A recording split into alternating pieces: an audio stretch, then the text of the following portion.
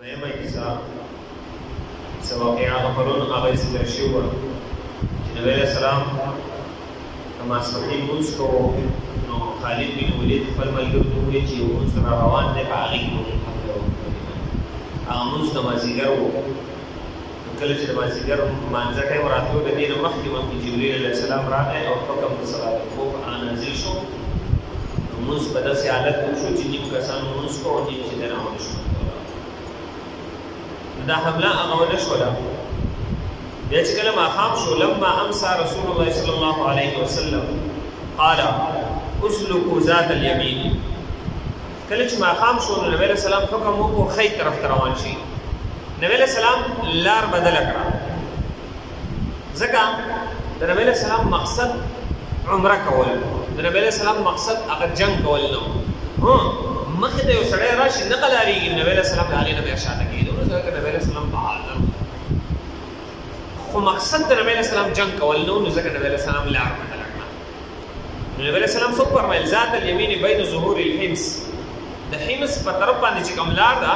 ښی طرف ته په دې باندې روان شي فإن خالد بن ولید فی الغمیب فی خیل قریش طلیعه خالد بن ولید چې په کوم طرف باندې بل طرف ته روان شو كره رسول الله صلى الله عليه وسلم ان يلقاه وكان بهم رحيم النبي عليه السلام دا بد کړل چې د خالد بن ولید سره ملاقات شو چنګ جوړ شي نبی عليه السلام خپل صحابه باندې رحم کوونکی او جنگ کول نبی عليه السلام نه وکړل نبی عليه السلام لار بدل کړه او بل طرف روان شو نبی عليه السلام فرمایي پتا چې کوم یو داسې چې هغه ثنیه ذات حنزل دا مقام د لار ورته معلومه دي چې څوک شته یو صحابي وي بریده ابن حسیب هغه ماته د لار معلومه ده دا هغه په هغه کې چې نه دی روان شو او هلته ورسېد چېرته ورسېدل بیا حدیث کې راځي فلما دنا رسول الله صلی الله علیه وسلم من الحدیبیه کله چې نبی علیه السلام حدیبیه مقام ته ګوره د دې غزوې نوم صلح حدیبیه ده اول خو نبی علیه السلام په نور علاقو ذوالحلیفه وغیره هغه ځای کې کله چې لار نبی علیہ السلام بدل کړه او ذوالحلیفه حدیبیه ته نږدې شو وقعت يد راحلته فقال الناس هل فابد ان تبعث د نبی علیہ السلام اوخه چې دین هغه کېناست نو خلکو یې اوخه لسی چلو شو د نبی علیہ السلام او قصوا نبی علیہ السلام ته دا پرې دې ته د الله پاک د طرف نه هغه حکم شوی او دلته کېناستو کوم د الله پاک د طرف نه بیا نبی علیہ السلام پاس ولوخه نو دا د حدیبیه کوم مقام دی هغه یو ګټ چې دین هغه لاړه او الله چې دین هغه کېناستل نبی علیہ السلام د دینه هغه راکوشو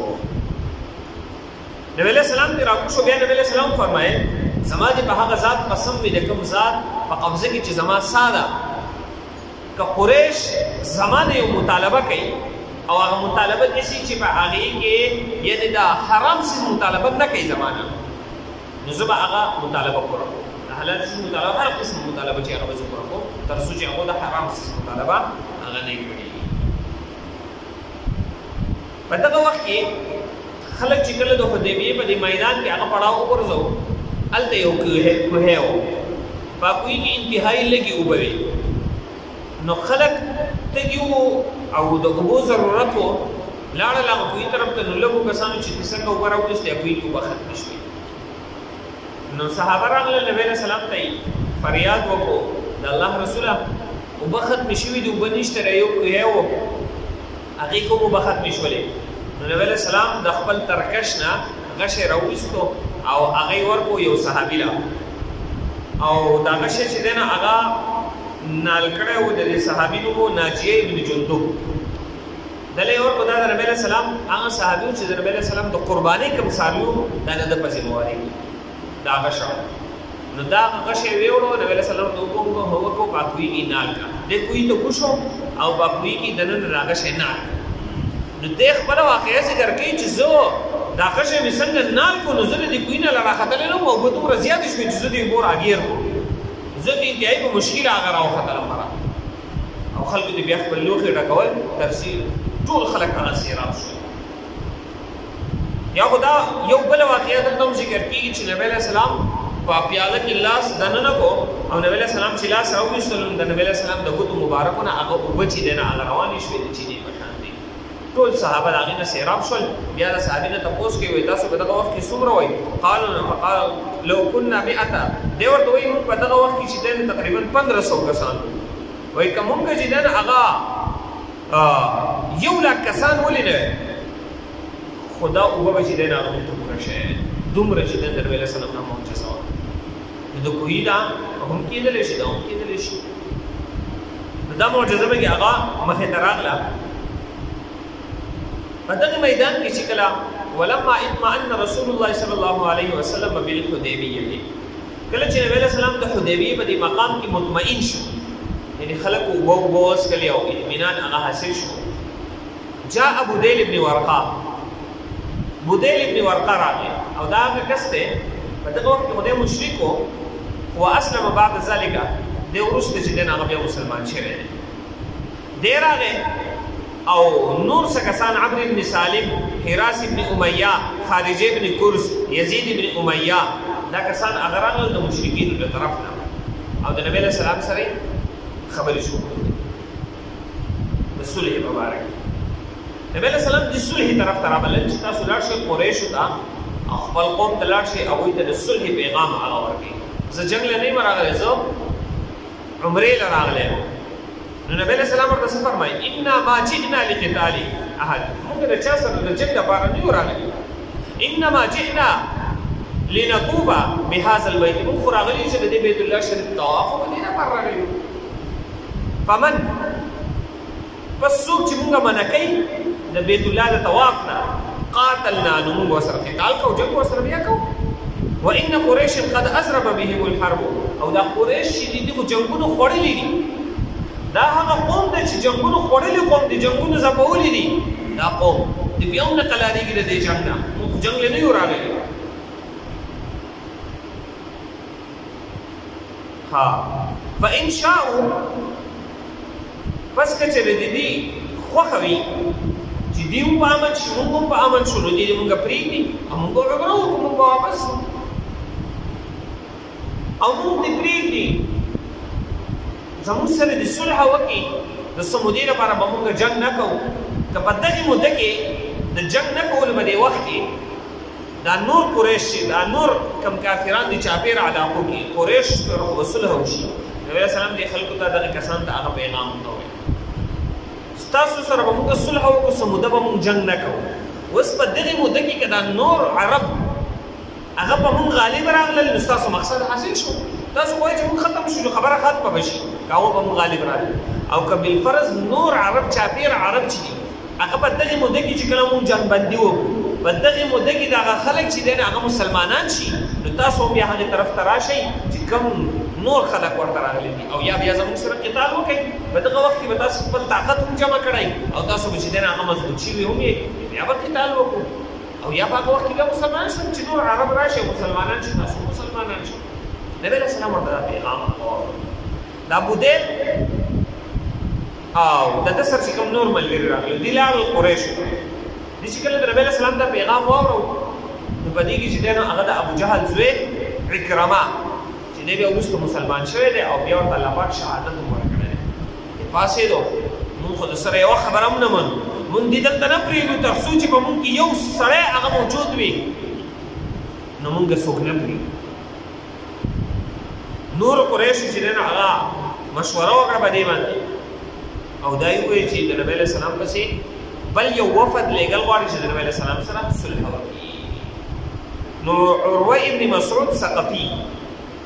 دی هم په دې حق و چې د نبی علیه السلام سره صلح وکړی شي او دی د قریشو د اهم سردارانو نه او دی پاڅېدو قریشو خو بعضې کسانو نه منله دی پاڅېدو هغو دې خطاب وکړو او ډېرې خبرې ورته وکړې. دلته هغه اوږد بحث رانقل کړی دی او ډېرې خبرې ورته وکړې. دوی په دې باندې مطمئن کړو چې زه ځم به نبی علیه السلام پسې او د نبی علیه السلام سره صلح وکړم. بیا قریش په دې باندې مطمئن شو اگر که بعضو کسانو مخالفت کوو لکه اکرمه بن ابي جهل او د نصر نور ځوانان چې دوی په جوش کې دوی مخالفت کوو. خو به هر حال دی مشر نه شو دی چې دی نه هغه دوی مطمئن کړل او دا خلک چې دی نو دی عروه بن مسعود ثقفي او د ده سره څه کسان دوی رالل په نبي علیه السلام پسې او د نبي علیه السلام سره چې دی نو هغه خبره شروع کړه. کله چې دی د نبي علیه السلام سره خبرې کولې د نبی علیہ السلام ته په دغه وخت کې دی ورته وایي ګوره ستاسو دا خلک راغلي دي صحابه ته وایي دا خلک هغه دي چې ته زموږ سره جنګ شروع کړي نو ګوره دوی به سبا ورځې تا پرېږدي او یوازې به دې پاتې کېږي کله چې دا خبره وکړه ابوبکر رضی الله تعالی عنه ناست په دغه وخت کې دی ابوبکر رضی الله عنه دته څه وایي فقال اما والذي نفسي بيدي لولا ابوبکر رضی الله تعالی عنه ورته څه وایي امسس ابوبکر رضی الله عنه ورته ډېره ناکاره بده خبره وکړه د قار د وجې نه چې ته لاړ شه او د خپل بت لات هغه شرمګاه چې دی هغه لاړ شه هلته مطلب ډېر ناکاره خبرې ورته وکړه ابوبکر د ډېر غصې د وجې نه چې ته مونږ ته وایې چې مونږ به د نبي علیه السلام هغه ملګرتیا پرېږدو ته څوک یې چې دا خبره کوې نو ده چې داسې وکتل د عروه بن مسعود دا څوک دی خلکو ته دا خو ابوبکر رضی الله تعالی عنه فقال اما والذي نفسي بيدي لولا يد كانت لك عندي وایي که ستا په ما باندې احسان نه وای نو ما به تا ته د دې خبرې جواب درکړم او احسان چې دی نه هغه څه په جاهلیت کې ده چې دی نه هغه یو کس وژلی او بیا د دیت د یو کس ذمهواري اخیستې وه د دیت لپاره چې دی نو پیسې را جمع کولې او وکړې ورله لس چنده هغه پیسې ورکړې بهرحال خو د ابوبکر په جاهلیت کې یو احسان و نو د هغه احسان په وجه باندې جواب ورکړ بیا ته چې کله د عروه بن مسعود دی کافر کله د نبی علیه السلام سره خبرې کولې نو د نبی علیه السلام ګیرې مبارکې ته به یې لاس وړله او نبی علیه السلام ګیره به یې راکوله لاس پې وکړه د نبی علیه السلام خوا ته صحابي ولاړ دی مغیره بن شعبه رضی الله تعالی او دی په داسې حالت کې ولاړ دی قائم على رأس نبی د نبی علیه السلام د سر خوا ته ولاړ دی ومعه سیف د ده په لاس کې توره وه وعلیه مغفر او خود جنگی ټوپۍ یې په سر وه او زغره وغیره یې اغوستې وه او ولاړ و توره ورسره په لاس کې وه نو ده دا کله چې به د عروه بن مسعود کافر خبرې کولې د نبي علیه السلام د ګیرې له به یې لاس وړو ده دا توره راواغسته او د ده لاس یې ډوب و داسې بیا خو ته مشرک یې د خپل ګنده لاس دی د نبي علیه السلام د پاکې ګیرې نه چې دی نه هغه لرې کړو زه ستا لاس د خپل پیغمبر په ګیره باندې نه شم برداشت کولی چې داسې وکتل وایي دا څوک دی د چا نه تپوس وکړو ورته یې هغه دی مغیره بن شعبه دی نو ده ته یې څه بدې ردې وویلې وایي ته خو هغه کس یې چې تا په جاهلیت کې داسې چل کړی و مونږ چې دی نه هغه وروسته ستا هغه کاتې ختمولې دا کیسې ورته وکړه د ده په جاهلیت کې هم ده یو کس وچلی و د هغې بیا دیت قسم یې څه وه هغه دلته کې رانقل کړي اوږده واقعه ده دی بیا مسلمان شو مغیره بن شعبه رضی الله تعالی عنه نو ده ورته هغه قصه رایاده کړه چې په جاهلیت کې هم دا داسې چل کړی بیا ته ګوري نبی علیه السلام اودس کوي د نبی علیه السلام د اودس اوبه هغه صحابه کرام رااخلي او په خپل وجود یې هغه مږي هغه اوبه ځمکې ته چې دی نه هغه نه ځي ده چې دا حالات ولیدل کافرانو پسې لاړو او هغوی ته وایي تاسو دغه قوم هېڅ کس په دې باندې نشئ غالب راتلی دا هغه قوم دی چې ګوره زه روم ته تللی یم فارس ته تللی یم ما دنیا کتلې د بادشاهان مې لیدلي دي خو د هېڅ یو بادشاه رعایا په خپل بادشاه باندې هغه داسې چې دی نه هغه جان نثار باندې دی لیدلي چې هغه د اودس اوبه راخلي او په ځان باندې چې دی نه هغه مني تاسو دغه قوم له هېڅ شي کس شي ورکولی دې قوم ورته څه دی وایي نبی علیه السلام په تا باندې هغه خپل سحر او جادو کړی دی کوم چې به دې صحابو باندې کړی دی ستا خبره نه منو وایي ما ډېر قومونه لیدلي دي خو داسې جان نثار ما چېرته نه دي لیدلي کوم جان نثار چې د نبی علیه السلام صحابه دي نو دا ګواهي څوک ورکوي د نبی علیه السلام د جان نثار د صحابو دا چې دی نه قریشو هغه ورکوي نو دی خپل قوم ته لاړو خپل قوم دی چې دی نه هغه خبره وکړه چې نبی علیه السلام هغه صلح کول غواړي تاسو چې دی نه هغه هم صلح وکړئ او نبی علیه السلام د عمرې لپاره راغلی بیا قوم چې دی نه هغه مشوره کړې ده جواب ورکړی ده بیا راغلی انشاءالله